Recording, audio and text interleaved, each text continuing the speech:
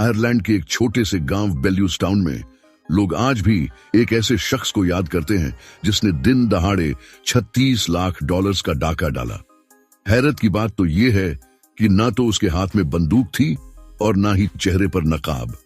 इस कार्यवाही के बाद वो खुलेआम घूमता रहा, लेकिन पुलिस उसका बाल भी बांका न कर सकी, क्योंकि उसने यह सारी लूट मार बिल्कुल कानूनी तरीके से की थी। इस शख्स का नाम था बार्नी कर्ली, एक मिस्टीरियस और शातिर गैम्बलर। इतना शातिर कि खिलाड़ियों के खिलाड़ी और बुकीज उसका नाम सुनते ही जुआ बंद कर देते थे। उसने अपने दिमाग का इस्तेमाल करते हुए सिस्टम की कमजोरियों को न सिर्फ ढूंढा बल्कि उनको अपना हथियार बना लिया। ये 1975 की वो हैरत अंगेज दास्तान है जिसे दुनिया आज येलो सैम बेटिंग कूप के नाम से जानती है। Welcome to this channel, please like and subscribe our channel. नाजरीन, 26 जून 1975 डबलिन से 26 किलोमीटर दूर बेल्सटाउन नामी एक छोटा सा गांव है जहां घोड़ों की रेस हो रही थी। रेस कोर्स में काफी रौनक लगी थी। रेस शुरू होने की तैयारियां चल रही थी। लोग मुख्तलिफ घोड़ों पर पैसे लगा रहे थे और बुकीज अपनी जगह संभाल रहे थे, मगर बार्नी कर्ली वहां कहीं नजर नहीं आ रहा था। वो रेस कोर्स के अंदर ही कांटेदार झाड़ियों में छुपा हुआ रेस शुरू होने का इंतजार कर रहा था।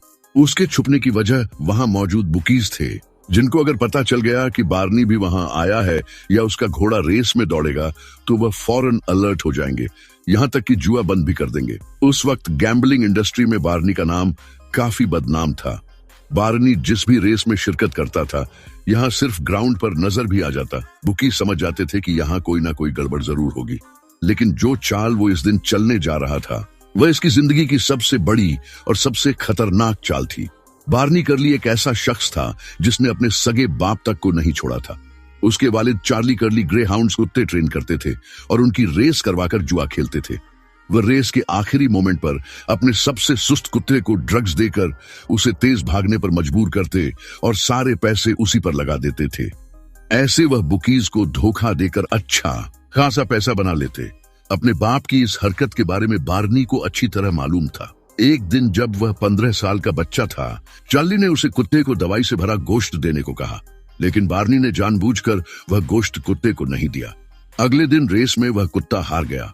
चार्ली को हुआ ठीक ठाक नुकसान, पर एक शख्स इसमें बहुत खुश था। वह था बार्नी। बार्नी ने चुपके से दूसरे कुत्ते को दवाई वाला गोश्त खिला दिया और उसी पर पैसे लगा दिए। अपने बाप को धोखा देकर पहली बार बार्नी ने 12 पाउंड कमाए, जो कि आज के $500 बनते हैं। यानी जिस शख्स ने जुए की शुरुआत ही अपने बाप को धोखा देकर की हो, वो बाकी दुनिया का क्या हाल करने वाला था, इसका अंदाजा आपको थोड़ी ही देर में हो जाएगा। बैटिंग में एक जुआ खेलने वाला होता है जो घोड़ों पर पैसा लगाता है, और अगर उसका घोड़ा जीत गया तो पैसा डबल ट्रिपल या जो भी रेट होता है। ये रेट सेट करने वाला होता है बुकी, जो ये रेट तय करता है कि कौन से घोड़े पर कितने टाइम्स ज्यादा पैसे मिलेंगे। अगर घोड़ा सुस्त होता है तो उसके जीतने के चांसेस कम होते हैं, तो उसका रेट सबसे ज्यादा होता है 1 to 20, यानी ₹1 लगाओ और इसके जीतने पर ₹20 ले जाओ। इसी तरह जिस घोड़े के जीतने के चांसेस ज्यादा होते हैं उसका रेट सबसे कम होता है, क्योंकि सभी उस पर पैसे लगा रहे होते हैं। देखा जाए तो सबसे ज्यादा पैसे वह कमाता है जिसने सबसे सुस्त घोड़े पर पैसे लगाए हों और उसका घोड़ा जीत भी जाए। 20 टाइम्स कमाई। चार्ली ने सारी जिंदगी अपने सुस्त ग्रे हाउंड्स को मेडिसिन के जरिए चुस्त किया और अपने चुस्त कुत्ते को सुस्त। ऐसे वो बुकीज को धोखा देता था, और क्योंकि उस वक्त बैटिंग लीगल नहीं थी तो रूल्स भी कुछ खास नहीं थे।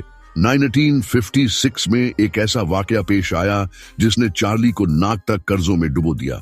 उसने हमेशा की तरह अपने सुस्त कुत्ते को ड्रग्स दी और सारे पैसे उस पर लगा दिए, लेकिन कुदरत को शायद कुछ और ही मंजूर था। मेडिसिन का गलत असर होने की वजह से न सिर्फ वह कुत्ता हार गया, बल्कि गिरने की वजह से उसकी रीढ़ की हड्डी भी टूट गई।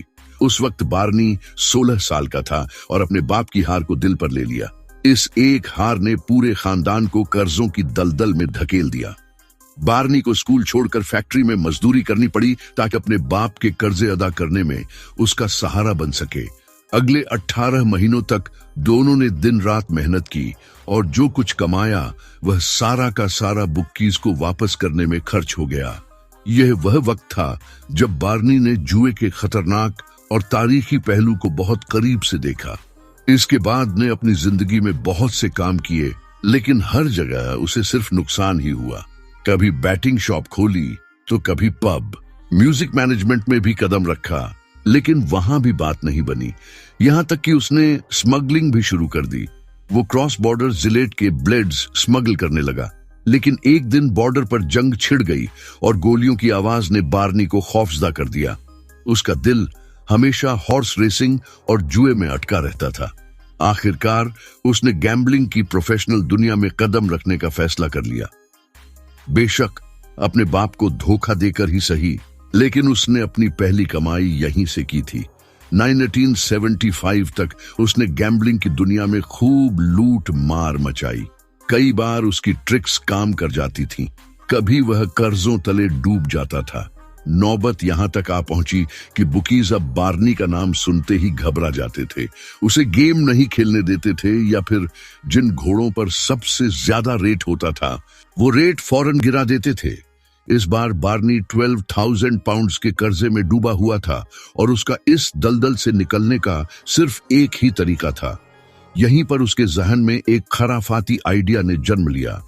बार्नी ने अपने एक पुराने दोस्त से राब्ता किया और उससे एक ऐसा घोड़ा मांगा जिसका रिकॉर्ड काफी खराब हो। इस घोड़े का नाम येलो सैम रखा गया, जो कि बार्नी के बाप का निकनेम हुआ करता था। इस घोड़े का रिकॉर्ड हद से ज्यादा खराब था। पिछली 9 रेसेस में उसने 8वीं से भी बुरी पोजीशन हासिल की थी। बार्नी ने एक इंतहाई चालाक स्ट्रेटजी अपनाई। उसने घोड़े को जानबूझकर ऐसी जमीन और ऐसी रेसेस में दौड़ाया जो उसके मिजाज के खिलाफ हो। इससे येलो सैम की ऑफिशियल रेटिंग मजीद कम हो गई, यहां तक कि वो हैंडीकैप रेसिंग के लिए एलिजिबल हो गया। जबकि असल में हकीकत यह थी कि येलो सैम सख्त जमीन पर तेज दौड़ने वाला घोड़ा था। बार्नी ने येलो सैम को अंडर हैंडीकैप्ड करवाया ताकि जब असल रेस आए तो वह तेज दौड़ सके। उसने 26 जून 1975 को बेल्यूस टाउन रेस कोर्स में होने वाली एक नेशनल रेस का इंतखाब किया। ये एक हैंडीकैप्ड रेस थी, माउंट हेनुअर हैंडीकैप हर्डल। पर अभी तक उसने जो कुछ किया वो उसकी प्लानिंग का सिर्फ एक हिस्सा था। बेल्यूस टाउन ट्रैक को चुनने की भी एक खास वजह थी। वहां कम्युनिकेशन के लिए सिर्फ एक ही फोन बूथ लगा था। उस दौर में जब भी कोई रेस होती थी तो कई घंटों पहले से मुल्क भर में बैटिंग शॉप्स पर लोग अपनी पसंद के घोड़ों पर पैसे लगाना शुरू कर देते थे। बैटिंग शॉप्स वाले बुकीज के साथ कनेक्टेड रहते थे। जिस घोड़े पर ज्यादा पैसे लग जाते, शॉप्स वाले बुकीज को बताकर उस घोड़े का रेट कम कर देते थे। पर रूल यह था कि एक बार रेस शुरू हो गई तो रेट लॉक कर दिया जाएगा।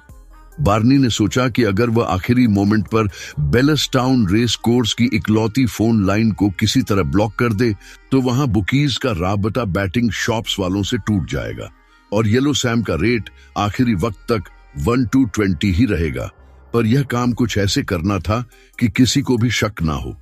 बुकीज को भनक भी पार्डीडीएच गई तो वह सब घोड़ों के रेट गिरा देंगे। इस प्लान की कामयाबी तब मुमकिन होगी जब बार्नी के भरोसेमंद दोस्त उसका साथ देंगे। उसने पूरे आइलैंड में 300 लोगों को चुना जो आखिरी वक्त में जाकर येलो सैम पर पैसे लगाएंगे। इसके लिए बार्नी ने उनको 50 से 300 पाउंड्स तक का कैश एनवेलप दिया था। इस प्लानिंग के लिए बार्नी ने 15,000 पाउंड्स जमा किए थे, जो उस वक्त उसकी पूरी जिंदगी की जमा पूंजी थी। अगर यह प्लान नाकाम हो गया तो वह न सिर्फ तबाह हो जाएगा बल्कि कर्जे के बोझ तले उसे जेल तक जाना पड़ सकता था। अब आया रेस वाला दिन। कई घंटों पहले से ही बैटिंग शॉप्स पर जुआ शुरू हो गया। जैसा कि उम्मीद की गई थी, येलो सैम पर सबसे ज्यादा रेट था क्योंकि उसकी ऑफिशियल रेटिंग ही काफी कमजोर थी। रेस शुरू होने के आखिरी 25 मिनट पहले बेनी नामी शख्स बेल्यूस टाउन रेस कोर्स के पब्लिक फोन बूथ में पहुंचा। यह बर्नी का एक काबिले एतमाद दोस्त था और इसी को ही पब्लिक फोन बूथ पर कब्जा करना था। उसने फोन उठाया और जानबूझकर रोना शुरू कर दिया। कुछ देर तक लाइन में खड़े लोगों ने बर्दाश्त किया, लेकिन उसने कहा कि उसकी खाला बीमार है और मौत के बिस्तर पर पड़ी है। मेरा उनसे बात करना बहुत बहुत जरूरी है। कई लोग उसके दुख में शरीक हो गए, लेकिन उसी लाइन में खड़े बुकीज को बहुत ज्यादा मसला था। उसे बार्नी ने कुछ इंस्ट्रक्शंस दे रखी थी। कि अगर कोई जबरदस्ती तुमसे फोन लेने की कोशिश करे तो बेशक गुस्से से फोन को ही तोड़ देना, पर किसी भी सूरत किसी और को वहां से फोन ना करने देना।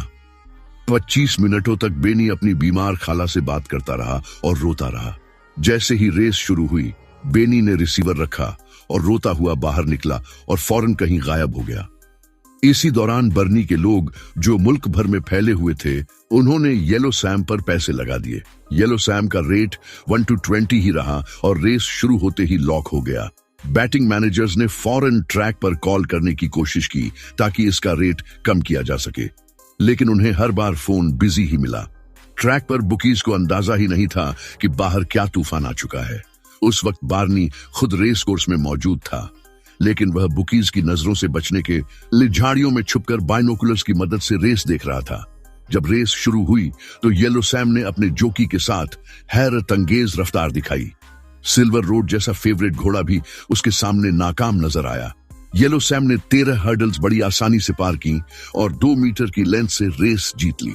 जब रेस खत्म हुई और बुकीज को पता चला कि उनके साथ क्या हुआ है, तो वहां काफी हंगामा आराई हुई।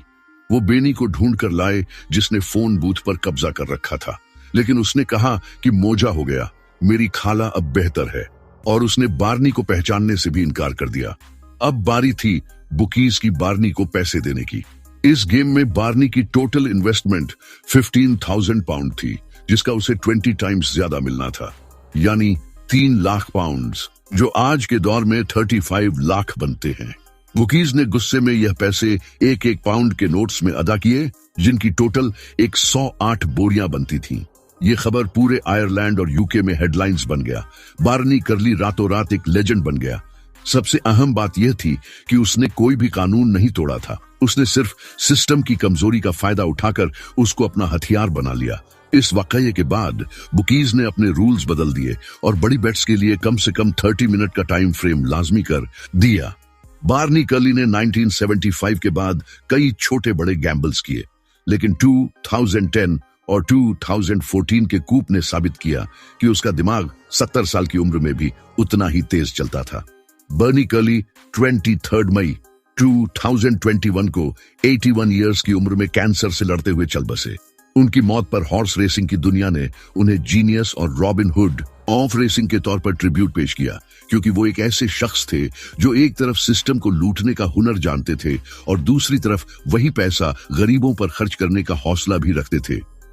उम्मीद है आप हमारी यह वीडियो भी आप लोग भरपूर लाइक और शेयर करेंगे।